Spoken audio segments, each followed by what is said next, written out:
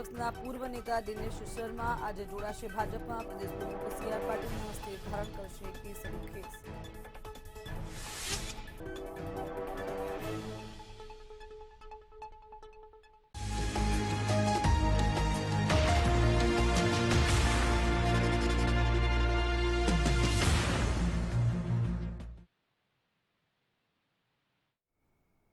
अलग अलग मुद्दाओं ने तो हमेशा પોતાની મન કી બાત કાર્યક્રમની અંદર આવરી લેતા હોય છે. અત્રે પણ યુક્રેનની અંદર ફસાયેલા ભારતીય વિદ્યાર્થીઓ. मेरे प्यारे देशवासियों, नमस्कार। मन की बात में फिर एक बार आप सबका स्वागत है। आज मन की बात की शुरुआत हम भारत की सफलता के जिक्र के साथ करेंगे। इस महीने की शुरुआत में भारत इटली से अपने एक बहुमूल्य धरोहर को लाने में सफल हुआ है।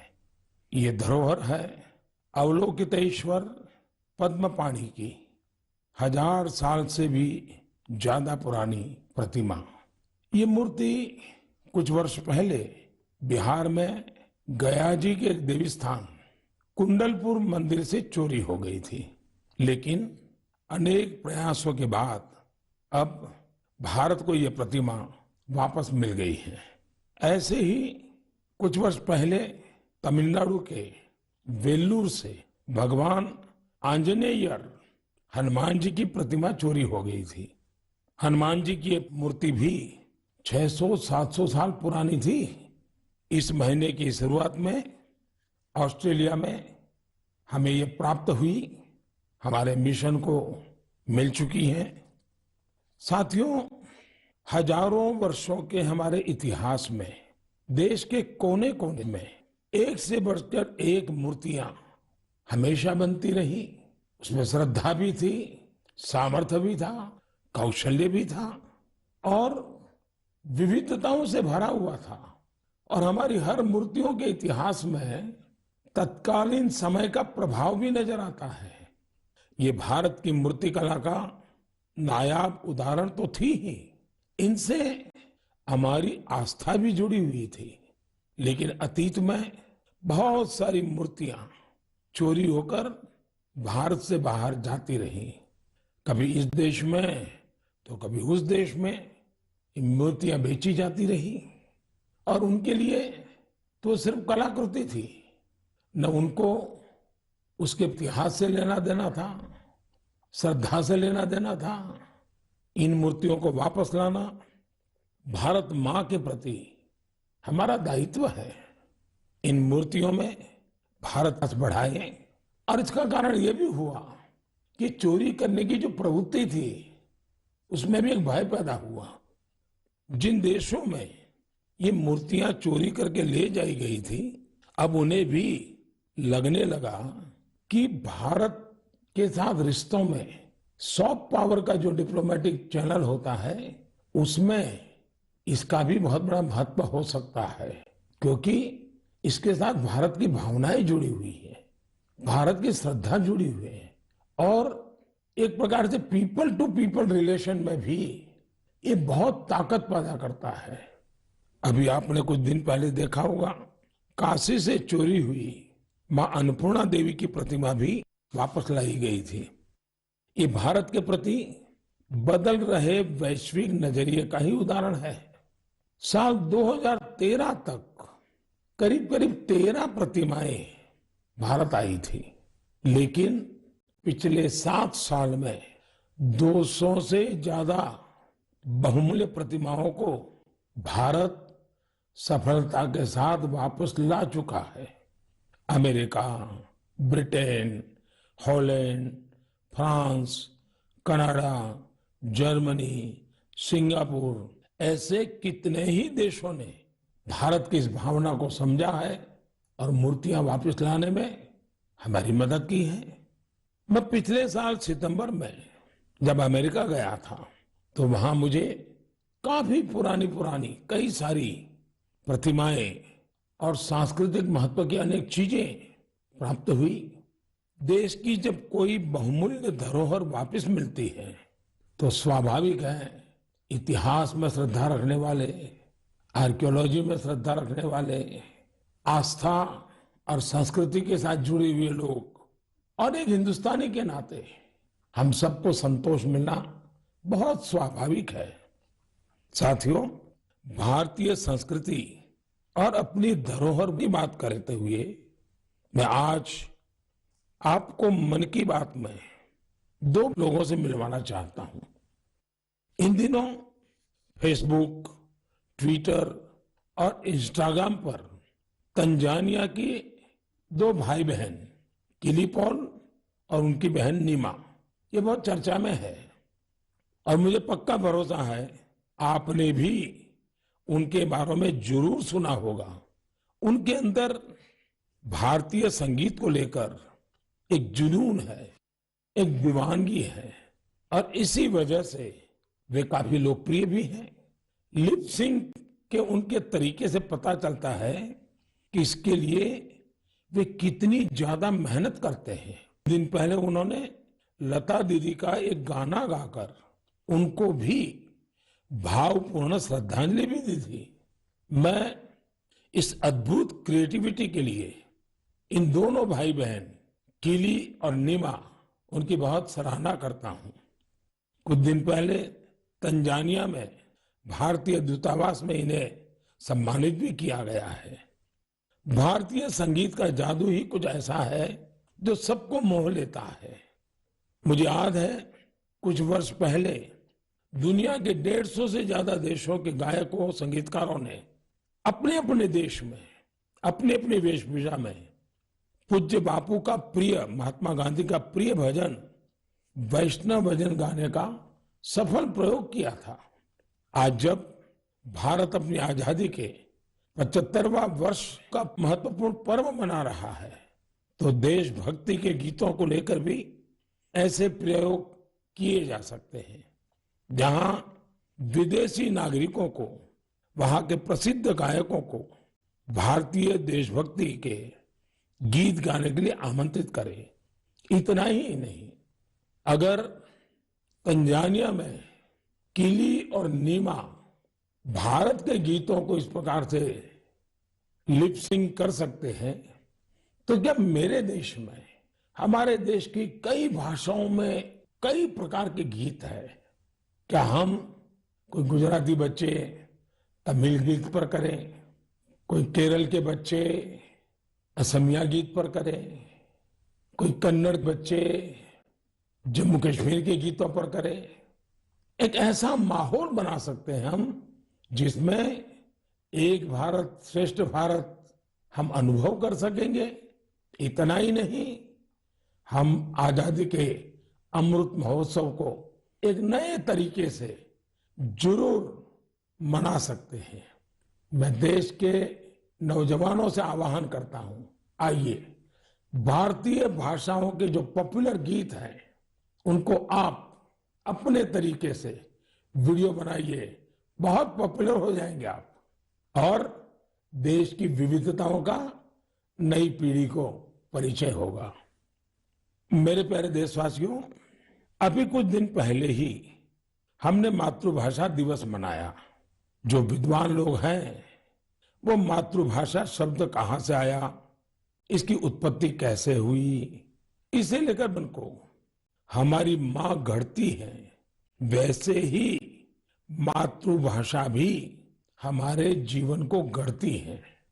मां और मातृभाषा दोनों मिलकर जीवन की फाउंडेशन को मजबूत बनाते हैं, चिरंजीव बनाते हैं। जैसे हम अपनी मां को नहीं छोड़ सकते, वैसे ही अपनी मातृभाषा को भी नहीं छोड़ सकते।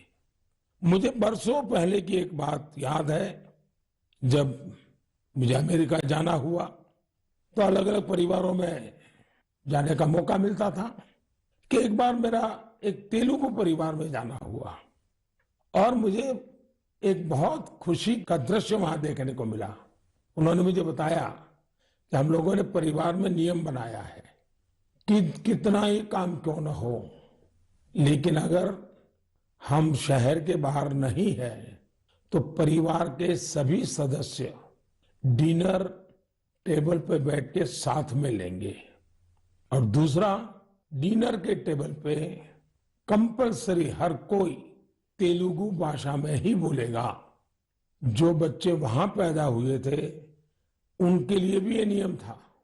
अपनी मातृभाषा के प्रति ये प्रेम देखकर इस परिवार से मैं बहुत प्रभावित हुआ था।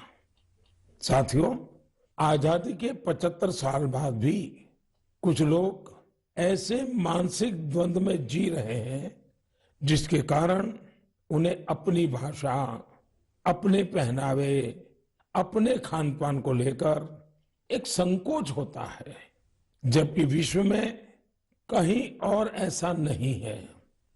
हमारी मातृभाषा है, हमें उसे गर्व के साथ बोलना चाहिए। और हमारा भारत तो भाषाओं के मामले में इतना समृद्ध है कि उसकी तुलना ही नहीं हो सकती। हमारी भाषाओं की सबसे बड़ी खूबसूरती ये है कि कश्मीर से कन्याकुमारी तक, कच्छ से कोहिमा तक सैकड़ों भाषाएं, हजारों बोलियां एक दूसरे से अलग लेकिन एक दूसरे में रची बसी हुई है। भाषा अनेक, भाव एक। सदियों से हमारी भाषाएं एक दूसरे से सीखते हुए खुद को परिष्कृत करते रही है, एक दूसरे का विकास कर रही है। भारत में विश्व की सबसे पुरानी भाषा तमिल है और इस बात का हर भारतीय को गर्व होना चाहिए कि दुनिया की इतनी बड़ी विरासत हमारे पास है। उसी प्रकार से जितने पुराने धर्मशास्त्र हैं उसकी अभिव्यक्ति भी हमारी संस्कृत भाषा में है।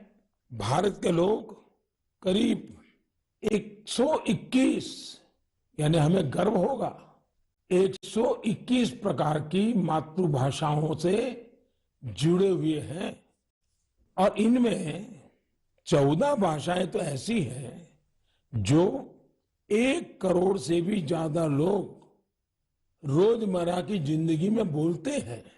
यानी जितनी कई यूरोपियन देशों की कुल जनसंख्या नहीं है, उससे ज्यादा लोग हमारे यहाँ अलग अलग 14 भाषाओं से जुड़े हुए हैं। साल 2019 में हिंदी दुनिया की सबसे ज्यादा बोली जाने वाली भाषाओं में तीसरे क्रमांक पर थी। इस बात का भी हर भारतीय को गर्व होना चाहिए। भाषा केवल अभिव्यक्ति का ही माध्यम नहीं है, बल्कि भाषा समाज की संस्कृति और विरासत को भी सहेजने का काम करती है। अपनी भाषा की विरासत को सहेजने का ऐसा ही काम सूरीनाम में सुरजन परोही जी कर रहे हैं। इस महीने की 2 तारीख को वो 84 वर्ष के हुए हैं। उनके पूर्वज भी बरसों पहले हजारों श्रमिकों के साथ रोजी रोटी के लिए सूरीनाम गए थे। सुरजन परोही जी हिंदी में बहुत अच्छी कविता लिखते हैं। वहां के राष्ट्रीय कवियों में उनका नाम लिया जाता है। यानी आज भी उनके दिल में हिंदुस्तान धड़कता है। उनके कार्यों में हिंदुस्तानी मिट्टी की महक है। सूरीनाम के लोगों ने सुरजन परोही जी के नाम पर एक संग्रहालय भी बनाया है। मेरे लिए ये बहुत सुखद है कि साल 2015 में मुझे उन्हें सम्मानित करने का अवसर मिला था। साथियों, आज के दिन यानी 27 फरवरी को मराठी भाषा गौरव दिवस भी है। सर्व मराठी बंधू भगिनींना मराठी भाषा दिनाच्या हार्दिक शुभेच्छा। ये दिन मराठी कविराज विष्णु वामन शिरवाडकर जी, श्रीमान कुसुमाग्रज जी को समर्पित है। आज ही कुसुमाग्रज जी की जन्म जयंती भी है। कुसुमाग्रज जी ने मराठी में कविताएं लिखी, अनेकों नाटक लिखे, मराठी साहित्य को नई ऊंचाई दी। साथियों, हमारे यहाँ भाषा की अपनी खूबियां हैं। मातृभाषा का अपना विज्ञान है। इस विज्ञान को समझते हुए ही राष्ट्रीय शिक्षा नीति में स्थानीय भाषा में पढ़ाई पर जोर दिया गया है। हमारे प्रोफेशनल कोर्सेज भी स्थानीय भाषा में पढ़ाए जाए, इसका प्रयास हो रहा है। आजादी के अमृतकाल में इस प्रयासों को हम सब ने मिलकर के बहुत गति देनी चाहिए। ये स्वाभिमान का काम है। मैं चाहूंगा आप जो भी मातृभाषा बोलते हैं उसकी खूबियों के बारे में अवश्य जाने और कुछ न कुछ लिखें। साथियों, कुछ दिनों पहले मेरी मुलाकात मेरे मित्र और केन्या के पूर्व प्रधानमंत्री राइला ओडिंगा जी से हुई थी। ये मुलाकात दिलचस्प तो थी ही, लेकिन बहुत भावुक थी। हम बहुत अच्छे मित्र रहे तो खुल करके काफी बातें भी कर लेते हैं। जब हम दोनों बातें कर रहे थे तो ओडिंगा जी ने अपनी बिटिया के बारे में बताया। उनकी बेटी रोजमेरी को ब्रेन ट्यूमर हो गया था और इस वजह से उन्हें अपनी बिटिया की सर्जरी करानी पड़ी थी। लेकिन उसका एक दुष्परिणाम यह हुआ कि रोजमेरी की आंखों की रोशनी करीब करीब चली गई, दिखाई देना ही बंद हो गया। अब आप कल्पना कर सकते हैं उस बेटी का क्या हाल हुआ होगा, और एक पिता की स्थिति का भी हम अंदाज लगा सकते हैं, उनकी भावनाओं को समझ सकते हैं। उन्होंने दुनिया भर के अस्पतालों में, कोई भी दुनिया का बड़ा देश ऐसा नहीं होगा कि जहां उन्होंने बेटी के इलाज के लिए भरपूर कोशिश न की हो। दुनिया के बड़े बड़े देश छान मारे, लेकिन कोई सफलता नहीं मिली और एक प्रकार से सारी आशाएं छोड़ दी। पूरे घर में एक निराशा का वातावरण बन गया। इतने में किसी ने उनको भारत में आयुर्वेद के इलाज के लिए आने के लिए सुझाव दिया। अब वो बहुत कुछ कर चुके थे, थक भी चुके थे, फिर भी उनको लगा कि चलो भाई एक बार ट्राई करें क्या होता है। वे भारत आए, केरला के एक आयुर्वेदिक अस्पताल में अपनी बेटी का इलाज करवाना शुरू किया। काफी समय बेटी यहां रही। आयुर्वेद के इस इलाज का असर ये हुआ कि रोजमेरी की आंखों की रोशनी काफी हद तक वापस लौट आई।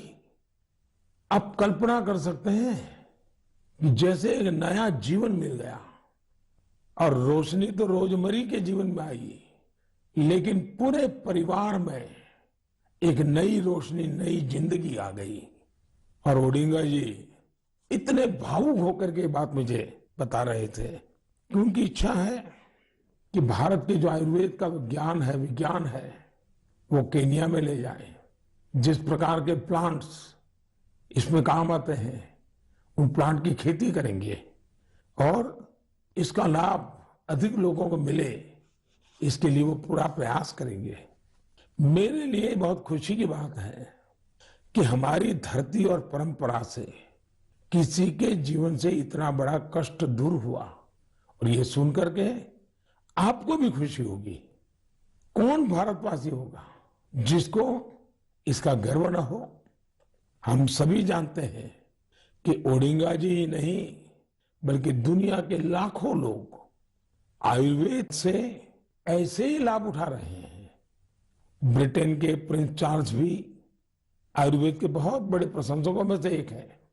जब भी मेरी उनसे मुलाकात होती है, वो आयुर्वेद का जिक्र जरूर करते हैं। उन्हें भारत के कई आयुर्वेदिक संस्थाओं की जानकारी भी है। साथियों, पिछले 7 वर्षों में देश में आयुर्वेद के प्रचार प्रसार पर बहुत ध्यान दिया गया है। आयुष मंत्रालय के गठन से चिकित्सा और स्वास्थ्य से जुड़े हमारे पारंपरिक तरीकों को लोकप्रिय बनाने के संकल्प को और मजबूती मिली है। मुझे इस बात की बहुत खुशी है कि पिछले कुछ समय में आयुर्वेद के क्षेत्र में भी कई नए स्टार्टअप सामने आए हैं। इसी महीने की शुरुआत में आयुष स्टार्टअप चैलेंज शुरू हुआ था।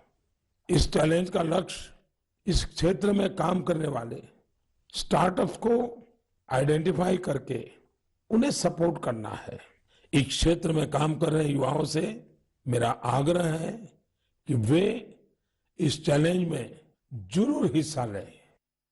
साथियों, एक बार जब लोग मिलकर के कुछ करने की ठान ले तो वो अद्भुत चीजें कर जाते हैं।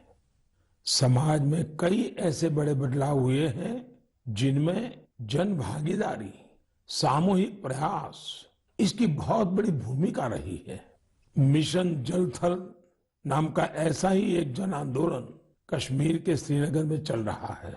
यह श्रीनगर की झीलों और तालाबों की साफ सफाई और उनकी पुरानी रौनक लौटाने का एक अनोखा प्रयास है। मिशन जल थल का फोकस कुशलसार और गिलसार पर है। जन भागीदारी के साथ साथ इसमें टेक्नोलॉजी की भी बहुत मदद ली जा रही है। कहां कहां अतिक्रमण हुआ है, कहां अवैध निर्माण हुआ है, इसका पता लगाने के लिए इस क्षेत्र का बाकायदा सर्वे कराया गया। इसके साथ ही प्लास्टिक वेस्ट को हटाने और कचरे की सफाई का अभियान भी चलाया गया। मिशन के दूसरे चरण में पुराने वाटर चैनल्स और झील को भरने वाले 19 झरनों को रिस्टोर करने का भी भरपूर प्रयास किया गया। इस रिस्टोरेशन प्रोजेक्ट के महत्व के बारे में अधिक से अधिक जागरूकता फैले, इसके लिए स्थानीय लोगों और युवाओं को वाटर एम्बेसडर्स भी बनाया गया। अब यहाँ के स्थानीय लोग गिलसार लेक में प्रवासी पक्षियों और मछलियों की संख्या बढ़ती रहे, इसके लिए भी प्रयास कर रहे हैं और उसको देखकर खुश भी होते हैं। मैं इस शानदार प्रयास के लिए श्रीनगर के लोगों को बहुत बहुत बधाई देता हूं। साथियों, 8 साल पहले देश ने जो स्वच्छ भारत मिशन शुरू किया, समय के साथ उसका विस्तार भी बढ़ता गया, नए नए इनोवेशन भी जुड़ते गए। भारत में आप कहीं पर भी जाएंगे तो पाएंगे कि हर तरफ स्वच्छता के लिए कोई न कोई प्रयास जरूर हो रहा है। असम के कोकराझार में ऐसे ही एक प्रयास के बारे में मुझे पता चला है। यहाँ मॉर्निंग वॉकर्स के एक समूह ने स्वच्छ और हरित कोकराझार मिशन के तहत बहुत प्रशंसनीय पहल की है। इन सब ने नए फ्लाईओवर क्षेत्र में 3 किलोमीटर लंबी सड़क की सफाई कर स्वच्छता का प्रेरक संदेश दिया। इसी प्रकार विशाखापट्टनम में स्वच्छ भारत अभियान के तहत पॉलीथीन के बजाय कपड़े के थैलों को बढ़ावा दिया जा रहा है। यहाँ के लोग पर्यावरण को स्वच्छ रखने के लिए सिंगल यूज प्लास्टिक उत्पादों के खिलाफ अभियान भी चला रहे हैं। इसके साथ ही साथ ये लोग घर पर ही कचरे को अलग करने के लिए जागरूकता भी फैला रहे हैं। मुंबई के सोमिया कॉलेज के स्टूडेंट्स ने स्वच्छता के अपने अभियान में सुंदरता को भी शामिल कर लिया है। इन्होंने कल्याण रेलवे स्टेशन की दीवारों को सुंदर पेंटिंग से सजाया है। राजस्थान के सवाई माधोपुर का भी प्रधानमंत्री नरेंद्र मोदीए आज मन की बात कार्यक्रम में रेडियोना माध्यमथी तेओए संबोधित करी हती अने तेमां तेमणे घणी बधी बाबतोनो उल्लेख कर्यो हतो के जेमां पाछला 7 वर्षथी जे आपणी धरोहर समान जे मूर्ति हती ते पण मळी आवेथी वात लईने जे प्लास्टिकनो उपयोग वधी रह्यो छे तेने ओछो करवा लईने घणी बाबतोनो उल्लेख कर्यो।